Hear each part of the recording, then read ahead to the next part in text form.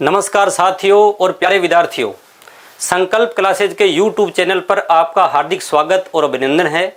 आज हमारे बीच में जो आपको चेहरा दिखाई दे रहा है, श्रवण जी बिश्नोई साहब, इनका राजस्थान पुलिस कांस्टेबल में सिलेक्शन हुआ है।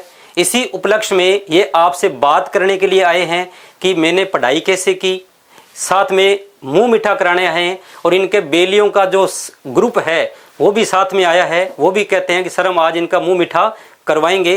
तो सबसे पहले श्रवण जी को बहुत बहुत बधाई संकल्प क्लासेज की तरफ से। तो सबसे पहले श्रवण जी का मुंह मीठा कराते हैं। आप भी आ जाइए, आ जाइए जी, आप आइए। थोड़ा आधा ही चलेगा।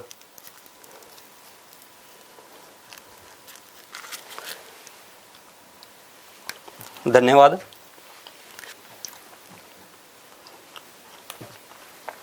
आ जाओ, आपका नाम शुभ नाम? भजनलाल। भजनलाल जी, लो सर आप कराओ। आपका सर शुभ नाम? मेरा नाम बलवंताराम। बलवंताराम जी, आइए आप भी आ जाओ, आ जाओ इधर हो जाओ।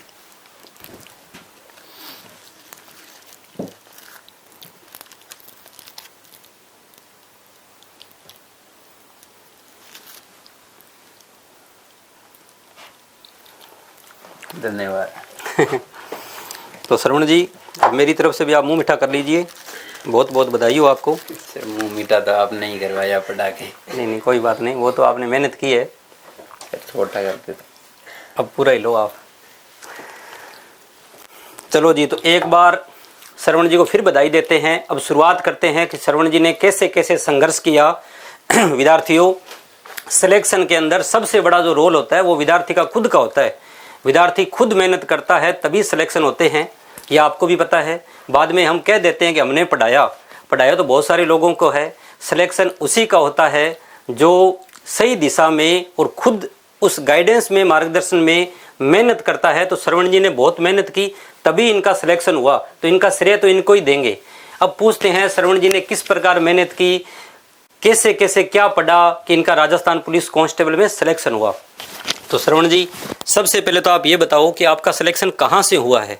मेरा सिलेक्शन राजस्थान पुलिस में RAC दिल्ली से हुआ है। इनका RAC दिल्ली से सिलेक्शन हुआ है, यानी भारत की राजधानी के अंदर श्रवण जी जाके नौकरी करेंगे। बहुत बढ़िया बात है। श्रवण जी, आपकी जो योग्यता है, पढ़ाई है, वो कहाँ तक कर ली आपने? मैंने 12वीं पास की, उसके बाद BSTC की और BSTC करने के बाद पुलिस की तैयारी की थी। इन्होंने जी 12वीं कर ली, 12वीं के बाद में BSTC कर ली, उसके बाद में इन्होंने तैयारी की।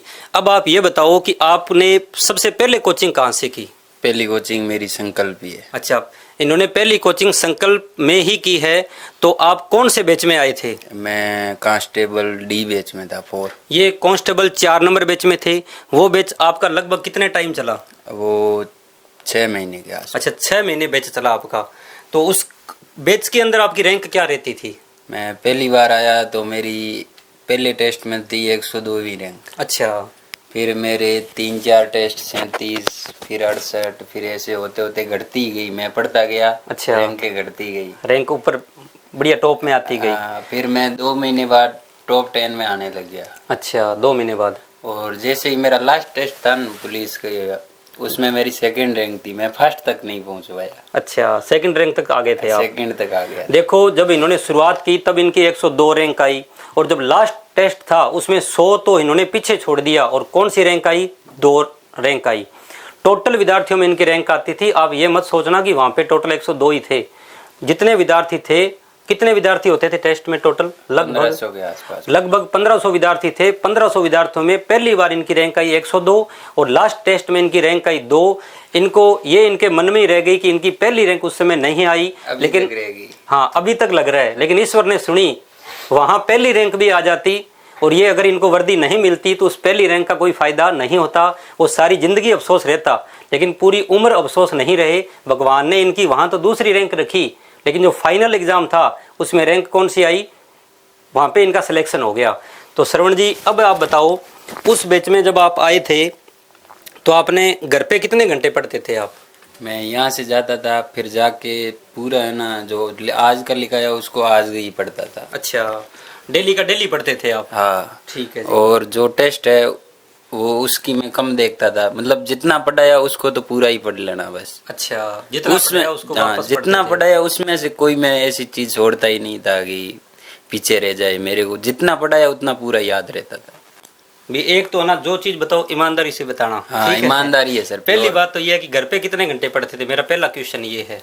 मैं यहाँ से छुट्टी होती दिन, छुट्टी होने के बाद 4 घंटे बैठ के पढ़ता था। 4 घंटे? और मतलब 4-5 घंटे कोचिंग में आते थे और 4 घंटे घर पे पढ़ते थे, यानी डेली इनका 8-9 घंटे टोटल पढ़ाई हो गई, कोचिंग प्लस घर दोनों में मिला के। ठीक है जी। और लगभग 6 महीने तैयारी की या टोटल कितनी की? कोचिंग के बाद कितना टाइम मिला आपको एग्जाम के लिए? कोचिंग वैसे मैंने दिसंबर में ज्वाइन की थी। ठीक है, दिसंबर वाला बैच ज्वाइन किया आपने। ठीक है जी। और फिर ये 15 अप्रैल तक छोड़ दिया था। 15 अप्रैल तक ये पढ़े। ठीक है जी। उसके बाद ये नोट्सों को लेके लाइब्रेरी में बैठ जाएगा। नोट्सों को लेके लाइब्रेरी ज्वाइन की, लाइब्रेरी में ही पढ़ते थे। हाँ जी। और कोचिंग फ्री होने के बाद कितने टाइम बाद आपका एग्जाम हुआ? 1 महीने बाद? हाँ, 1 महीने लगभग 1 महीने बाद इनका एग्जाम हुआ। अब आप ये बताएं कि सबसे पहले अपने शुरुआत करते हैं कंप्यूटर से। कंप्यूटर के क्वेश्चन कितने आते हैं? 30 क्वेश्चन आते हैं। तो कंप्यूटर के लिए आपने क्या पढ़ा? कंप्यूटर के लिए एक तो सर ने जो पढ़ाया था वो तो मैं याद करता ही था पूरा। ठीक है जी। उसके जी बाद सर ने, सुखजी सर ने, और दक्ष की वो किताब दी थी सर ने। दक्ष की जो किताब थी यादव सर की, उसको मैंने 10 बार पढ़ लिया था। 10 बार पढ़ लिया? वाह जी वाह। और उसकी लाइनें आज तक मेरे को याद है। याद पड़ी है? हाँ। देखो 10 बार किताबें पढ़ी, यानी आदमी सफलता देख लेता है, सफलता के पीछे जो उसका संघर्ष होता है वो कोई नहीं देखता है। इन्होंने 10 बार दक्ष की किताब पढ़ी, प्लस सुख जी सर ने जो पढ़ाया, अनिल जी सर ने जो पढ़ाया, वो नोट्स इन्होंने बार बार पढ़े। तो कंप्यूटर में लगभग कितने नंबर आए आप? लगभग आइडिया मेरे कंप्यूटर में लगभग 25 के औसतन। 30 में से 25 क्वेश्चन इनके सही हुए, बड़ी उपलब्धि की बात है। उसके बाद में बात करें, रीजनिंग के 30 क्वेश्चन आते हैं। रीजनिंग में आपने क्या पढ़ा? रीजनिंग में तो जो आपने पढ़ाया उसके अलावा मैंने कुछ नहीं पढ़ा। कुछ नहीं पढ़ा? भी देखो ये करें, रीजनिंग में जो आपने पढ़ाया उसके अलावा कुछ नहीं पढ़ा, लेकिन आपको कहता हूँ आपको उसके अलावा भी पढ़ना है। उसके अलावा भी जो चीजें कहें कि आप ये पढ़ें, उन पे जरूर पढ़ें, क्योंकि कंपटीशन का कोई भरोसा नहीं है क्वेश्चन कहाँ से आ जाए।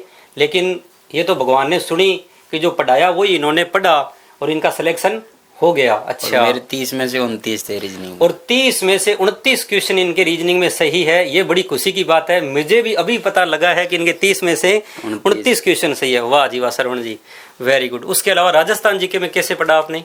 राजस्थान तो मैंने पूरे नोट्स ही पढ़े सर, जितना राजस्थान जीके में जितना पढ़ा उसके नोट्स ही पढ़े। अच्छा, वो दूसरी जगह सर ने भी कह रखा था जितने पढ़ो वहां से पढ़ लो, एक रिवाइज करो बार बार कहते थे। अच्छा, देखो बार बार रिवाइज किया है। सिलेक्शन का आधार ही अभ्यास होता है विद्यार्थियों। जो बार बार रिवाइज करता है वो हमें याद हो जाता है। जो एक बार पढ़ने के बाद काफी टाइम तक नहीं पढ़ते हैं वो हमें सेंधा सेंधा तो लगता है, लेकिन कन्फर्म नहीं होता कि इसका उत्तर ये होगा या नहीं होगा। इंडिया जीके में क्या पढ़ा आपने? इंडिया जीके में लूसेंट पढ़ी थी।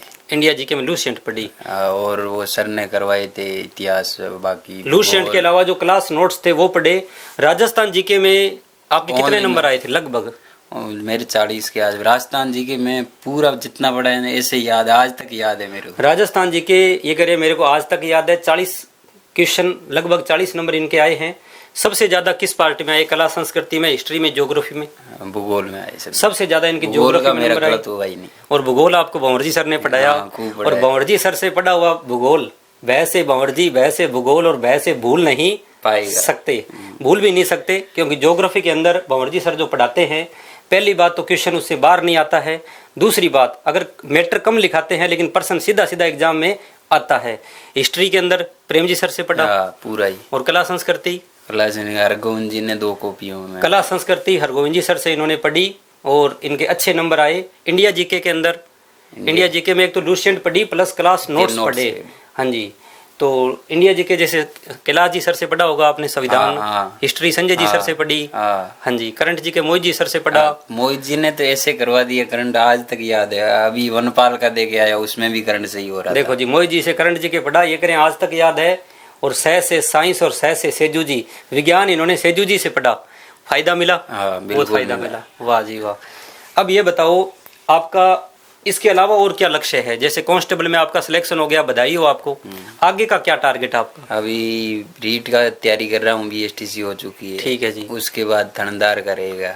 देखो रीट की ये तैयारी कर रहे हैं। अभी फरवरी में इनका एग्ज़ाम है, भगवान करे इनका टीचर में सिलेक्शन हो जाए और इनकी ज्वाइनिंग ही बाड़मेर ज़िले में हो जाए, बहुत अच्छी बात है। अन्यथा इनको जाना कहाँ पड़ेगा, भारत की राजधानी नई दिल्ली।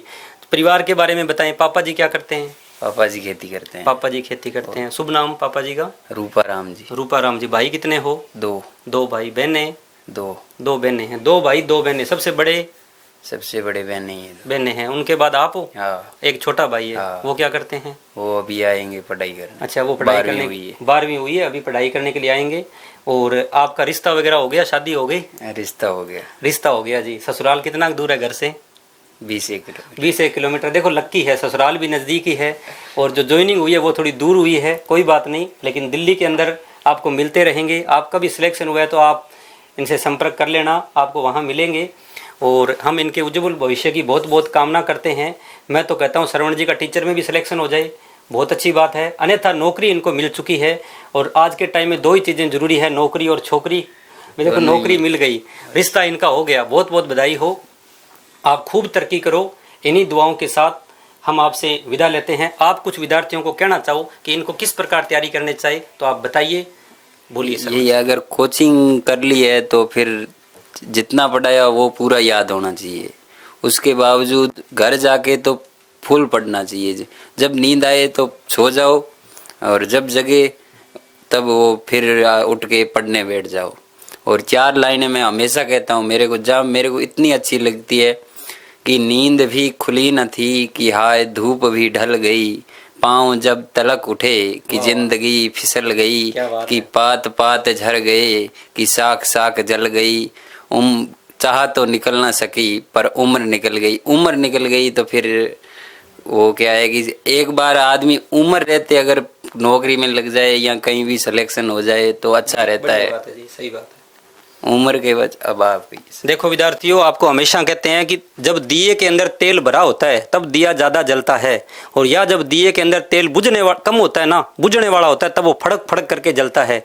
तो विद्यार्थी ज़्यादातर सफल या तो तब होते हैं जब उनका पहला कंपटीशन हो, और या जब उनको पता है कि अब तो किनारे पे हैं, एवरेज होने वाले हैं, तब वो सीरियस होकर पढ़ाई करता है।